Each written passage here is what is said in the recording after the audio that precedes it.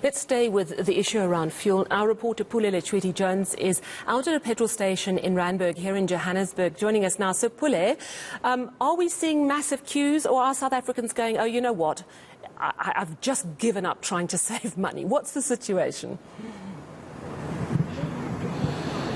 You know, Sally, it seems as though the pressure has been averted just after the announcement by government a few minutes ago. We've been to about 7 petrol stations.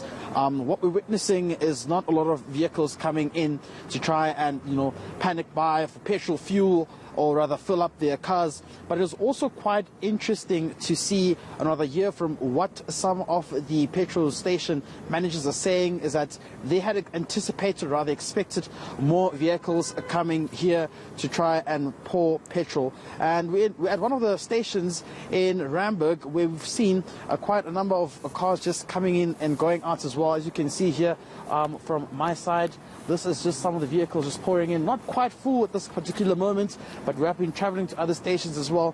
We might be expecting some of the increase of vehicles coming in to pour petrol throughout the entire evening. But what's also quite interesting is that I got the opportunity to speak to one of the motorists who actually was coming here to pour petrol, and he had very, very, very harsh sentiments to share with us, saying that it was quite, a hike for them, and the price of, or rather the affordability of petrol is something that is actually spiraling out of control. He joins me now on eNCA this morning, one of those who are caught up with just a few minutes ago. My man, thank you very much for joining us. Now, you drive this car here. I got the opportunity to speak to you. Thank you for standing with me in this cold. Thank you for inviting me. What's going on? Are you happy with the fuel increase?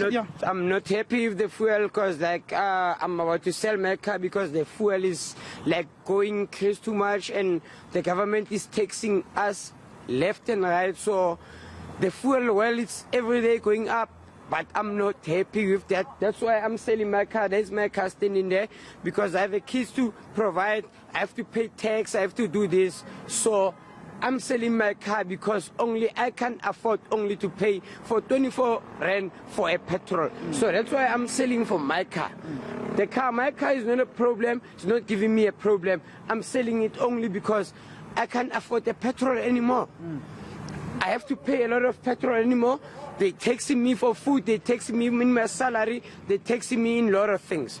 So I can't afford anything anymore. So you've taken a decision to sell your car to actually try and survive? Because of only the petrol is going up. Yeah. It's not like I'm desperate to sell the car. It's only because of I have to take care of my family.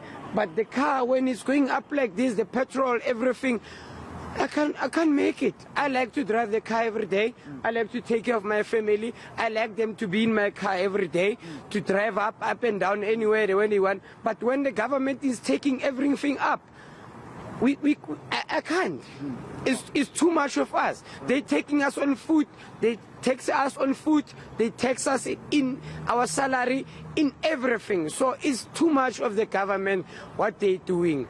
So it's too much for the government. We're asking you, Mr. President, please take everything down. Please, Mr. President. We are all not in same shoes. We are not gonna make it. We are not educated, all of us. Please, Mr. President, just think about us. Right. No, thank you very much about that. And your safety ride and going home.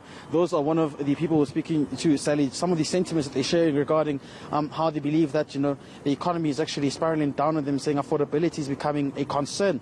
And what also now, this gentleman saying is that he now has to resort to selling his car in order to survive, saying he can't keep up with the fuel hike, that it's becoming really expensive. Yeah, and you can hear his exasperation. And it strikes me that the average South African may have heard about the R1.50 extension of the cushion, but the reality is that R2.40 odd increase in the price of fuel is still going to hit really, really hard. Yes, it could have been worse, but that's cold comfort when you are facing the steep hikes that we are. An interesting point that you make, Pule, that possibly people anticipated this sharp increase and have been filling up over the last few days. It'll be interesting to see if people trickle into those petrol stations, perhaps after going home for a little while and just filling up a little closer to midnight. Thank you very much. That's our reporter at a Randburg petrol station, Pule Letshwiti-Jones.